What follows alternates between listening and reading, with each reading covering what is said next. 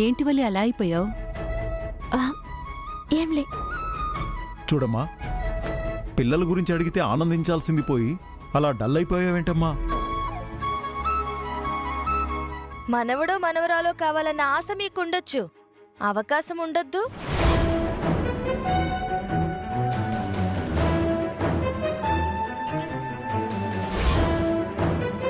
పిల్లలు పుట్టే అదృష్టం ఉన్నా కానీ యోగం ఉండాలి కదా.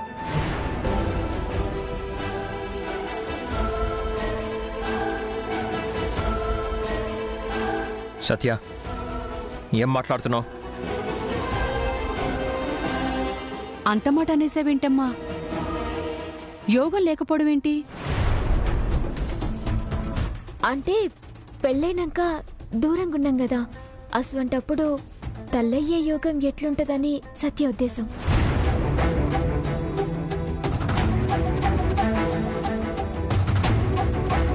తన గురించి తెలిసిందే కదా, తనకి మాట్లాడుడు తెలియదు. సత్య, నువ్వు పోయి రెస్ట్ తీసుకో. అలాగే.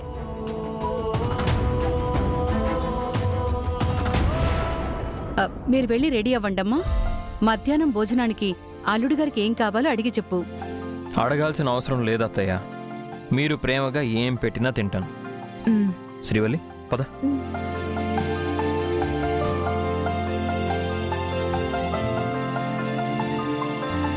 అల్లుడు గారు అలా మాట్లాడుతుంటే ఏదో కొత్త మనిషిని చూసినట్టుంది. అప్పుడు మాట్లాడమన్నా మాట్లాడేవాడు కాదు. అంతా తల్లిదయ్య. అల్లుడు గారి మనసు మార్చి ఇద్దరినీ ఒక్కటి చేసింది. సరే సరే, వెళ్ళి ఆ టిఫిన్ ఏర్పాట్లు చూడు. అలాగే.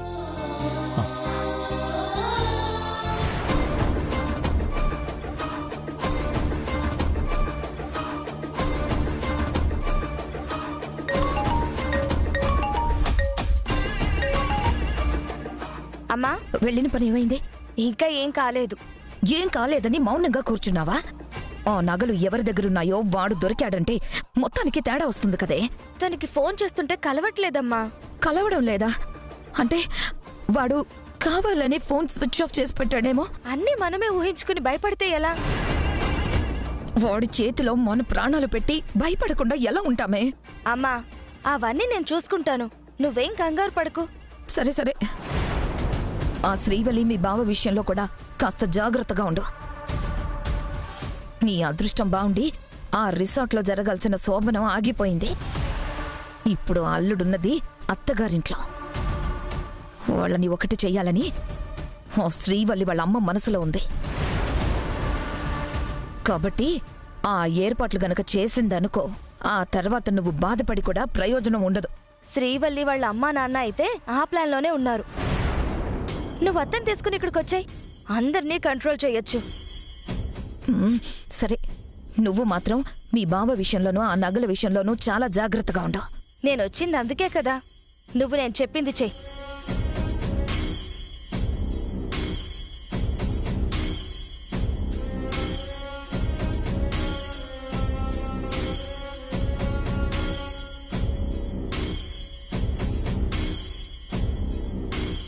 సరే, ఉంటాను. అలాగే అమ్మా.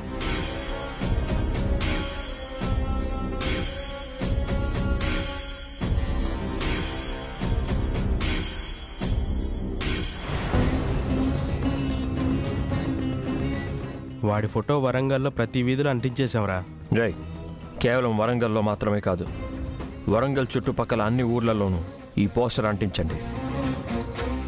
అప్పుడు వాడు ఏ మూలన దాక్కున్నా, ఎవరికి కనిపించినా వెంటనే మనకి ఫోన్ వస్తుంది. వాడిని ఎట్టి పరిస్థితుల్లోనూ పట్టుకోవాలి. ఆ నగలు ఎక్కడున్నాయో తెలుసుకోవాలి. వాటిని అమ్మవారికి అందించాలి. సరేరా, నువ్వు చెప్పినట్టు అన్ని ఊర్లోనూ పోస్టర్లు అంటిస్తాం. ఈరోజే వర్క్ మొత్తం ఫినిష్ అయ్యేలా చూడాలి. లేదంటే మనం ఇలా పోస్టర్లు అంటిస్తున్నామని వాడికి తెలిస్తే వాడు వెంటనే అలర్ట్ అయ్యే అవకాశం ఉంది. లేదురా, అన్ని ఏరియాలోనూ మన ఫ్రెండ్స్ ఉన్నారు కదా, అందరికీ పోస్టర్లు పంపిస్తాను. ఎట్ ఏ టైం ఫినిష్ అయ్యేలా చూస్తాను. థ్యాంక్స్ రా. అమ్మవారి నగలు పోవడం వల్ల ఇంట్లో పరిస్థితులు చాలా ఇబ్బందిగా ఉన్నాయి. అందుకే ఎలాగైనా సరే వీలైనంత త్వరగా వాణ్ణి పట్టుకోవాలి. పోయిన అమ్మవారి నగలు తీసుకొచ్చి అమ్మ చేతిలో పెట్టాలి. అమ్మో, బావేంటి ఇంత గట్టిగా ట్రై చేస్తున్నాడు? ఆ వెధవకు ఫోన్ చేస్తే అది కనెక్ట్ అయి చావడం లేదు. వాడు గాని బావ చేతికి దొరికాడా మొదటికే మోసం వస్తుంది. అటు తిరిగి ఇటు తిరిగి అమ్మా నేను బుక్ అవుతాం. ఏం చెయ్యాలి? వాడు బావకి దొరక్కముందే ఏదో ఒకటి చెయ్యాలి. త్వరగా ఫినిష్ చేసి నాకు ఫోన్ చేయండి. సరేరా.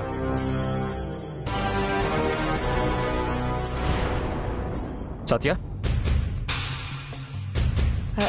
బావా, నా కోసం వచ్చినట్టున్నావు, వెళ్ళిపోతున్నావు?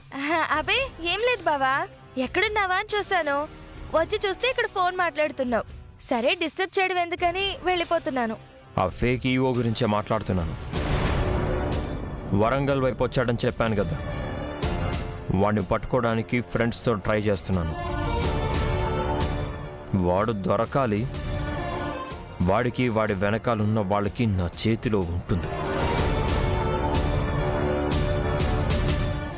అమ్మా వల్లి, 5 ముత్తైదువుల దగ్గర తులసిమన్ను తీసుకొచ్చి పీఠం దగ్గర పెట్టి దానిమీద అమ్మవారి విగ్రహం ప్రతిష్ఠించి పూజ చేస్తే నీకున్న కష్టాలన్నీ తొలగిపోతాయమ్మా. అటు మెట్టింట్లో కాని ఇటు కాపురంలో కాని ఏ కష్టమైనా సరే ఆ తల్లి తీర్చేస్తుంది. ఏంటత్తయ్య మీరు చెప్పేది? అవునల్లుడు గారు, చాలా అరుదుగా చేస్తూ ఉంటారు ఈ పూజ. ఎన్ని గుళ్లకు వెళ్లి మొక్కినా తీరని కష్టాలు ఇలా చేస్తే చిటికలో తీరతాయని మా ఆడవాళ్ల నమ్మకం. మీరు నమ్మారంటే ఖచ్చితంగా జరుగుతుందిలే అత్తయ్య. నమ్మకంతో చేసే పనులే కాదు, పూజలు కూడా తప్పకుండా ఫలిస్తాయి. అల్లుడుగారు, అమ్మాయిని ఆశీర్వదించి పంపిస్తే తను వెళ్లి 5 ముత్తైదువుల దగ్గర తులసిమన్ను తీసుకొస్తుంది. సరే అత్తయ్య.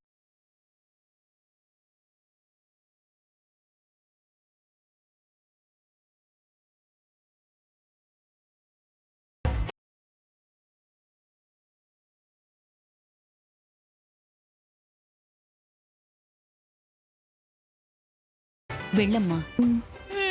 ఇది మరీ విడ్డూరంగా ఉంది. పూజలు వ్రతాలు చేసినంత మాత్రాన కష్టాలన్నీ తీరిపోతాయా ఏంటి?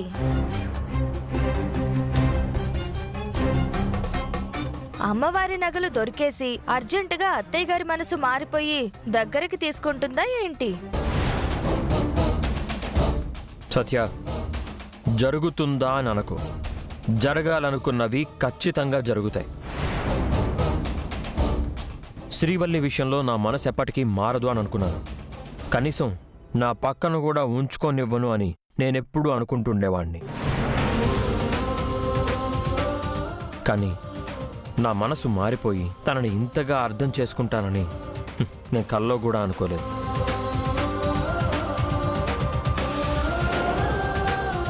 నేనే మారంగా లేనిది నన్ను కన్న తల్లి మనసు మారదా? శ్రీవల్లి కష్టం తీరదా? నీ సంగతి వేర్లే బావా. నేను వేరు, అమ్మ వేరు కాదు. అదే రక్తం కదా నాది కూడా. నేను మారాను అంటే మా అమ్మ కూడా ఖచ్చితంగా మారుతుందన్న నమ్మకం నాకుంది.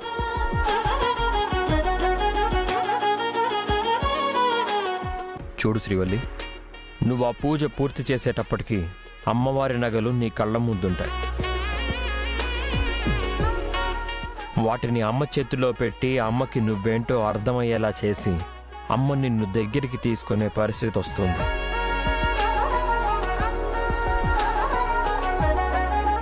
నాకు ఆ నమ్మకం ఉంది. అదే నమ్మకంతో నువ్వు కూడా వెళ్ళు. సరే అమ్మా, నేను పోయిస్తా.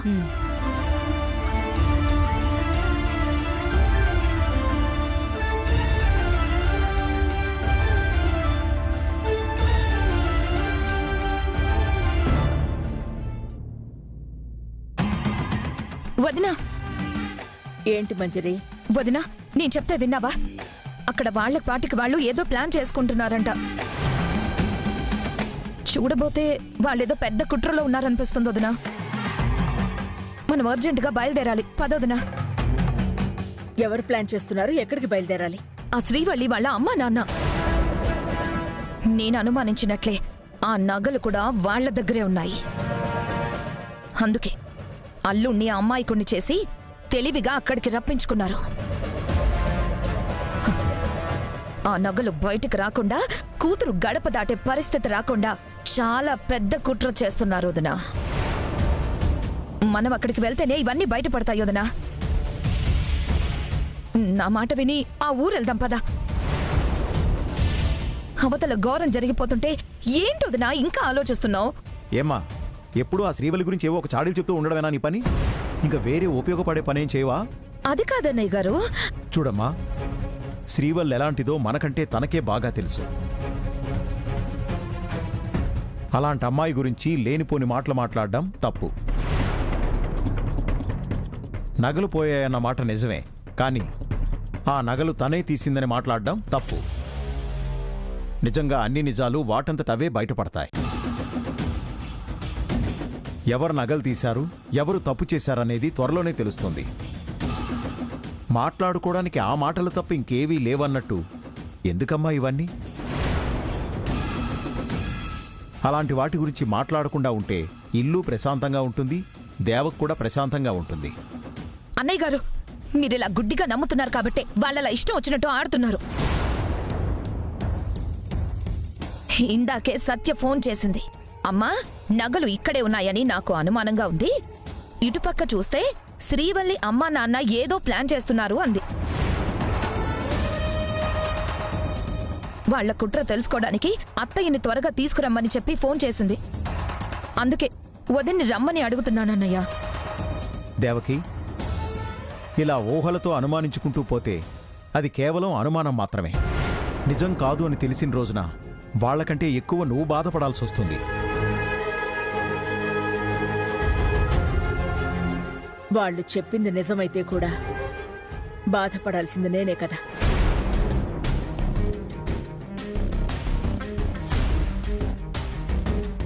అదే వదినా నేను కూడా చెప్తుంది.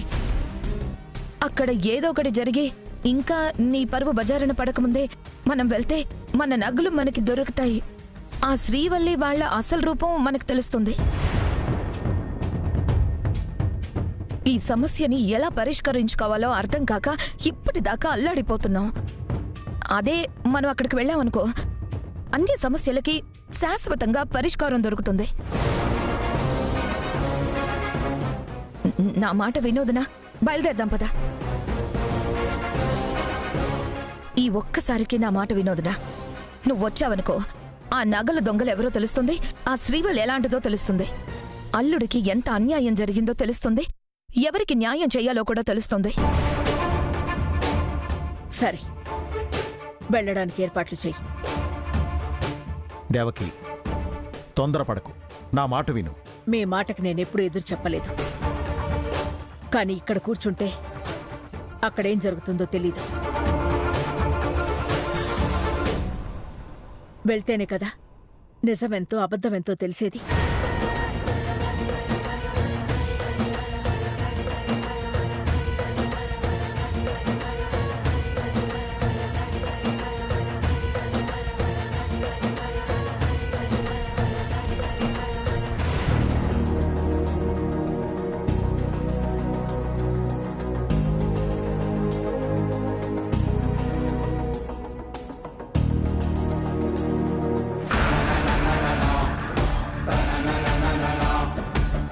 ఇప్పుడు ఆ మన్ను తెచ్చి వ్రతం చేసిందంటే దీనికి మంచి జరుగుద్ది. ఆ మంచి మా అత్తయ్య మనసు మారటమో, మా బావ మరింత దగ్గర కావటమో అయితే నా లైఫ్ కి అర్థం ఉండదు.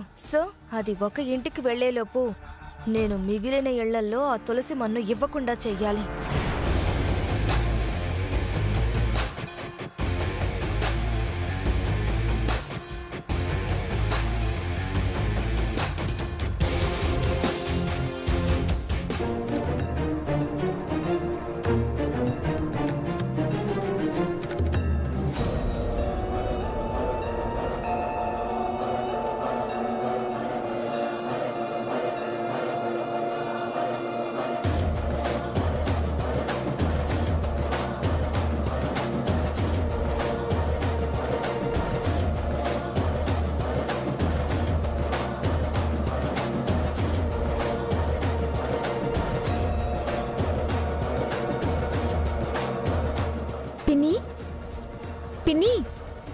అమ్మా శ్రీవల్లి, నువ్వా?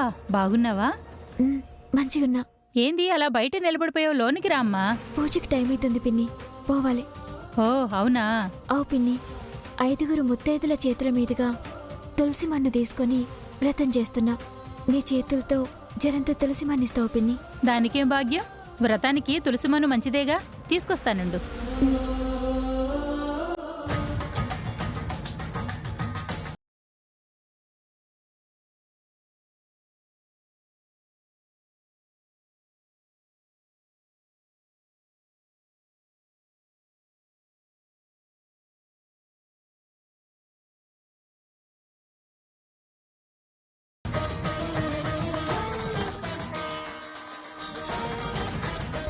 పెద్దమ్మా,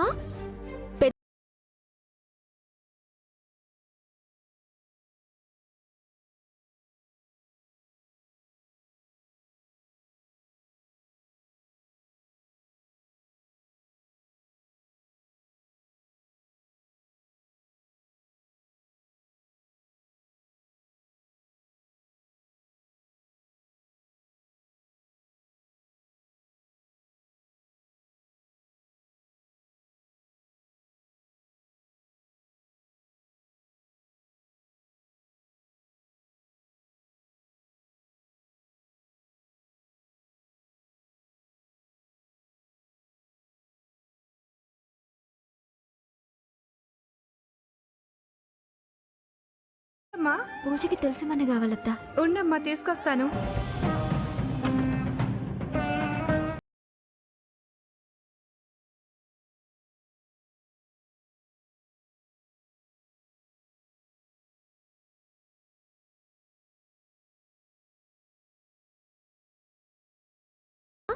చెప్పమ్మా.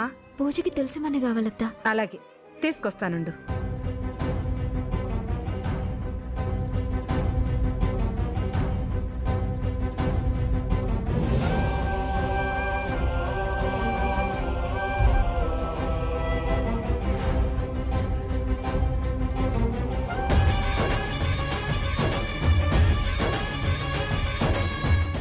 శ్రీవల్లి, నువ్వు ఇంటికి వెళ్ళవే. నీకప్పుడు అర్థం అవుతుంది నీ పూజ జరగదు అని.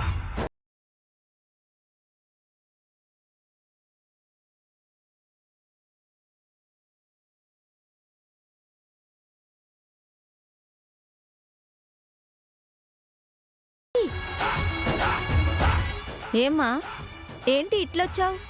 వ్రతం చేస్తున్నా ఆంటీ. తులసి మన్ను కోసం వచ్చిన. బాగుంది. ఆ అమ్మవారి నగలు కొట్టేసి అమ్మవారికి పూజలు వ్రతాలు చేసి చేసిన పాపం కడిగేద్దామనుకుంటున్నావా? ఆంటీ, నా గురించి తెలియనట్టు గట్ల మాట్లాడుతుండండి. దొరికేదాకా అందరూ దొరలే. ఊరంతా కోడై కూస్తుంటే నువ్వు నాకు తెలియదు అంటే సరిపోతుందా? అమ్మవారి నగలు ఎవరో మోసం చేసి తీసుకెళ్ళిండ్రు ఆంటీ. అయినా గస్వంటి పని నేనెందుకు చేస్తా? ఏమనమ్మా, కలియుగం. ఎవరిని నమ్మాలో ఎవరిని నమ్మకూడదో అర్థమే కావడం లేదు. నిజమేందనేది ముందు ముందు మీకే అర్థమైతది. ముందైతే జనంతా తులసి మన్నియ్యండ్రి. నా చేతులతో ఆ పాపం నేను చెయ్యనమ్మా. గట్లంటే ఎట్లా? నేను మీ ముంగట పెరిగిన దాన్ని, నేనేందో ఎటువంటి దాన్నో మీకు తెలియదా? వ్రతానికి టైం అవుతుంది, కొంచెం తులసి మన్నియ్యండ్రి. నీలాంటి దానికి తులసిమన్నిస్తే పుణ్యం కూడా పాపమవుతుంది. నువ్విక్కడి నుండి ముందెళ్ళిపో తల్లి. పోమ్మా, చెప్తే నీకు కాదు, వెళ్ళు.